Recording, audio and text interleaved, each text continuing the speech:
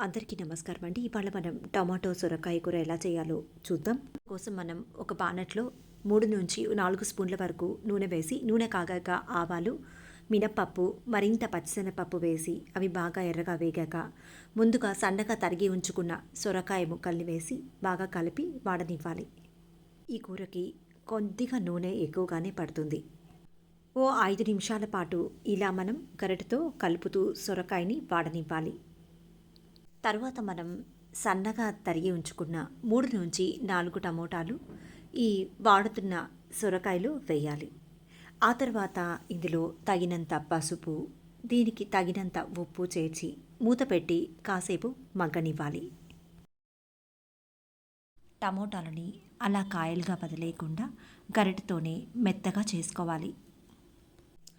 స్టవ్ని సిమ్లో ఉంచి కూర మగ్గించుకోవాల్సి ఉంటుంది. ఓ 2 నిమిషాల తర్వాత మూత తీసి నిదానంగా కళాయి పెట్టుకోవాల్సి ఉంటుంది. ఇలా మనం కళాయి పెట్టుకోవడం వల్ల అడుగంటదు. సొరకాయ బాగా ఉడికిపోయిన తర్వాత ఇప్పుడు ఇందులో మనం ముందుగా తీసి ఉంచుకున్న చింతపండు రసాన్ని ఇందులో చేర్చుకోవాలి.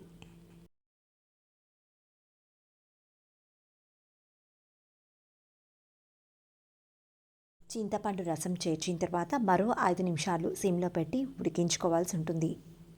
ఈ కూరకి పచ్చిమిరపకాయల కన్నా కూడా ఎండుమిరప్పొడి వేస్తేనే కూర చాలా రుచిగా ఉంటుంది. ఆఖరుగా కారపొడి, కరివేపాకు మన సొరకాయ టొమాటో కూర రుచిని మరింత పెంచేందుకు చిన్న బెల్లం ముక్క వేసి బాగా కలిపి స్టవ్ ఆపేసి కాసేపు పక్కన పెట్టేయడమే. అంతేనండి, చాలా సింపుల్గా ఉంది కదా. ఇంతే, సొరకాయ టమాటో కూర చాలా చాలా రుచిగా ఉంటుంది. తప్పకుండా ట్రై చేయండి.